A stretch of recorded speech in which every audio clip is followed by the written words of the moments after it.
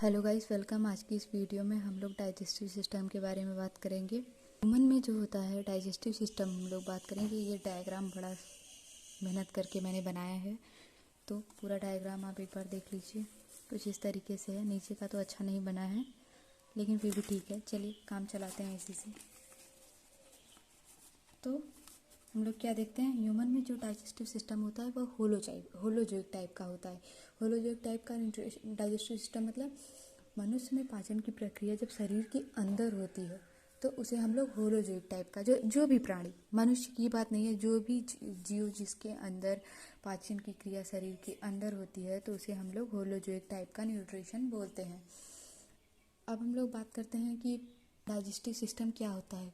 वैसे तंत्र मतलब सिस्टम जो कि भोजन को पचाने में सहायक होते हैं, वो सिस्टम जो कि भोजन को पचाने में सहायक होते हैं उसे हम लोग डाइजेस्टिव सिस्टम बोलते हैं। ऐसे सिस्टम जो भोजन को पचाने में सहायक होते हैं उसे हम लोग डाइजेस्टिव सिस्टम बोलते हैं। अब डाइजेशन, पाचन यानी डाइजेशन। अब जटिल पदार्थों का सरल पदार्थों में टूटना पाचन कहलाता है। जटिल पदार्थों का सरल पदार्थों में टूटना पाचन कहलाता है। अब हम लोग इस डायग्राम के माध्यम से थोड़ा सा समझने की कोशिश करेंगे कि क्या है। तो देखते हैं हम लोग, ये ओरल कैविटी और ये आप देख रहे हैं, ये सब आप सोच रहे होंगे ये सब क्या है। Submaxillary, sublingual gland, parotid gland, pharynx, oesophagus. एक बार देख लेते हैं पूरा। Stomach, pancreas, jejunum, duodenum, liver, gall bladder और उसी तरीके से इलियम और शिकम, रिक्टम। यहाँ पे है रिक्टम, एनस और सिग्मोइड ग्लैंड, जेजिनम, वर्मीफॉर्म, अपेंडिक्स। तो एक एक करके हम लोग थोड़ा थोड़ा देखते हैं, उसके बाद डिटेल में इनके बारे में देखेंगे। देखते हैं ओरल कैविटी, मुंह से जो इसमें पाचन तंत्र होता है वह दो प्रकार का होता है। मनुष्य में या किसी भी मतलब जो जीव होते हैं, मनुष्य में मेनली हम लोग बात कर रहे हैं, हम लोगों का मेन फोकस जो रहेगा वो मनुष्य के ऊपर रहेगा। दो प्रकार के होते हैं डाइजेस्टिव सिस्टम जो होते हैं। पहला एलिमेंट्री कैनाल, दूसरा डाइजेस्टिव ग्लैंड। एलिमेंट्री कैनाल और डाइजेस्टिव ग्लैंड। अब एलिमेंट्री कैनाल जो होता है मुंह से प्रारंभ होता है और एनस पे जाके ख़त्म होता है, तो इसे हम लोग एलिमेंट्री कैनाल बोलते हैं। एलिमेंट्री कैनाल की हम लोग नॉर्मल बात करेंगे तो इसकी हाइट जो होती है वह 32 फीट या 8 से 10 मीटर की होती है। एलिमेंट्री कैनाल के अंदर हम लोग बात करेंगे मुंह कुआ यानी बकल कैविटी, ग्रास नली और ओइसोफेगस को हम लोग ग्रास नली बोलते हैं। उसके बाद फिर आमाशय यानी स्टोमच। फिर उसके बाद क्या आएगा, फिर उसके बाद छोटी आंत जिसे हम लोग स्मॉल इंटेस्टाइन बोलते हैं।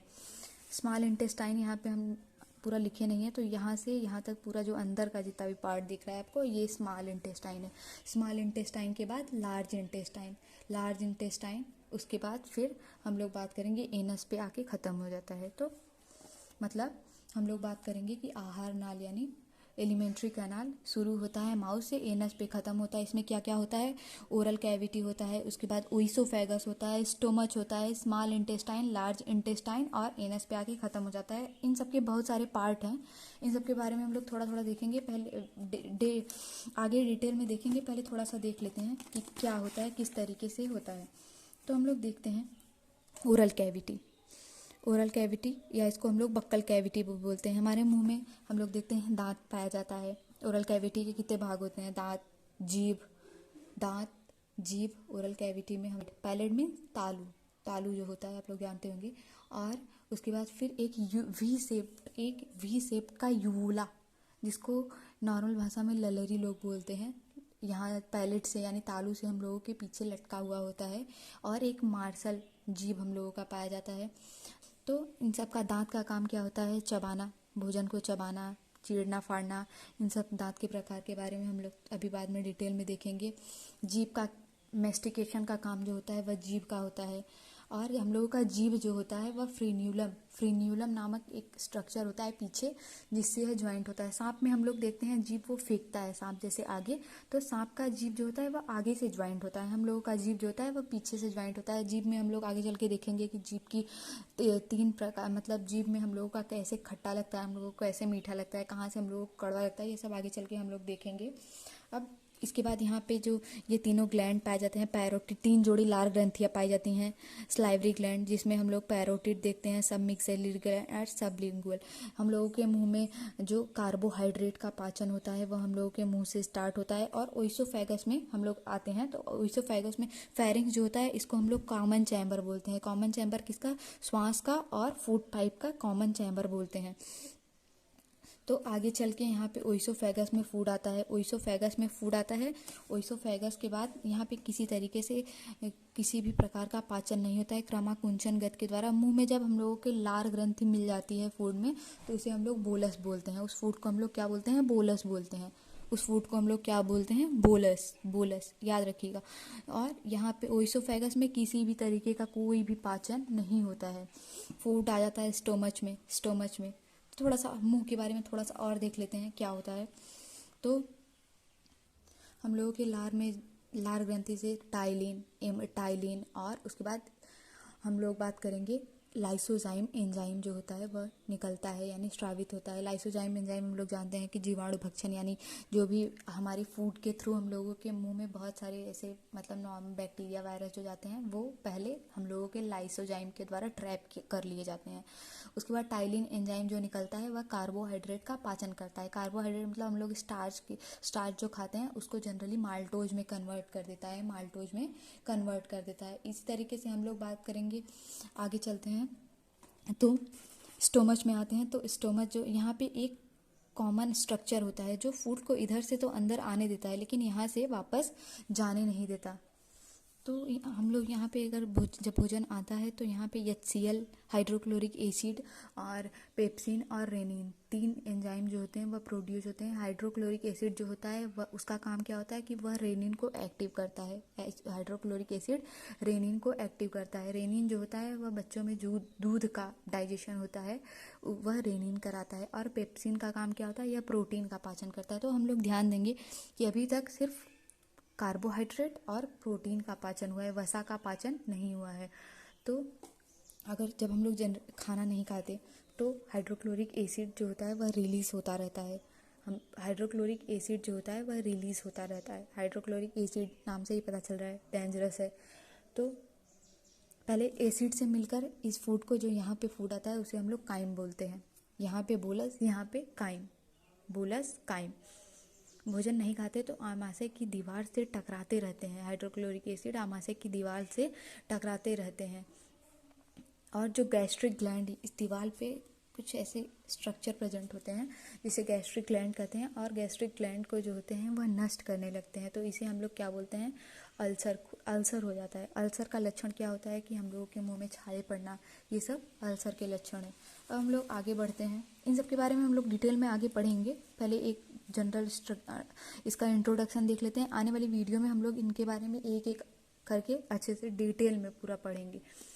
तो अब छोटी आंत, आहार नाल का सबसे बड़ा जो भाग होता है वह छोटी आंत होता है। यहाँ पे अच्छे से ये बना नहीं है।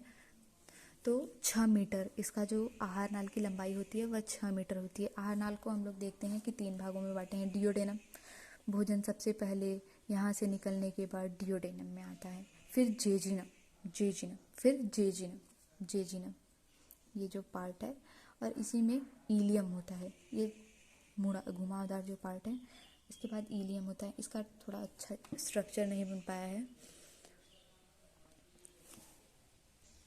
हम लोग देखते हैं यहाँ पे लीवर ग्लैंड है। लीवर ग्लैंड में गॉल ब्लेडर है। गॉल ब्लेडर से बाइल जूस निकलता है। इसी तरीके से पैनक्रियाज है। पैनक्रियाज से पैनक्रियाटिक जूस जो दोनों आके डियोडेनम में मिलते हैं। इनका एक ओपनिंग कॉमन चैम्बर होता है जिसके बारे में हम लोग आगे चल के बात करेंगे। तो यहाँ पे ये मिलते हैं। उसके बाद फिर लाइपेज एंजाइम, यही जो डियोडेनम है इसी में ही लाइपेज एंजाइम, एमाइलेज एंजाइम और ट्रिप्सिन एंजाइम प्रोड्यूस होते हैं। लाइपेज एंजाइम जो होते हैं वसा का पाचन करते हैं। इसी तरीके से एमाइलेज एंजाइम जो होते हैं वह कार्बोहाइड्रेट का पाचन करते हैं और ट्रिप्सिन एंजाइम जो होते हैं वह प्रोटीन का पाचन करते हैं। जेजिनम में कोई भी पाचन क्रिया नहीं होती। और इलियम जो होता है इसके बारे में हम लोग देख लेते हैं थोड़ा सा। इलियम बाइल जूस जो होता है वह जो इमल्सिफिकेशन का काम करता है। जो होता है, हम लोग क्या बात कर रहे थे कि लीवर जो होता है उससे बाइल जूस सिक्रेट होता है, और बाइल जूस का काम का क्या होता है कि जो लिपिड होता है, लिपिड यानी फैट को ही लिपिड बोलते हैं, इसका जो इमल्सिफिकेशन यानी बड़े टुकड़े को छोटे छोटे अणुओं में तोड़ देता है। आमाशय में भोजन जो होता है हम लोग बताए थे अम्लीय होता है, लेकिन बाइल जूस में हम आगे बात करेंगे, बाइल जूस से जो भोजन सिक्रेट होता है आगे चल के क्षारीय हो जाता है।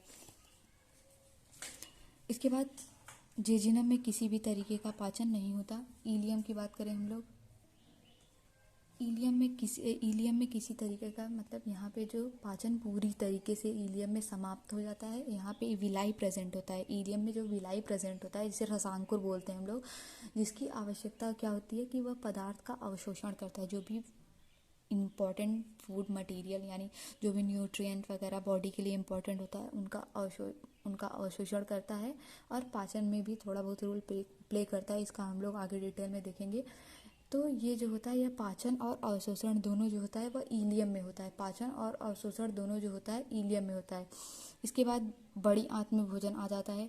बड़ी आंत में हम लोग बात करेंगे सीकम, कोलम और रेक्टम होता है।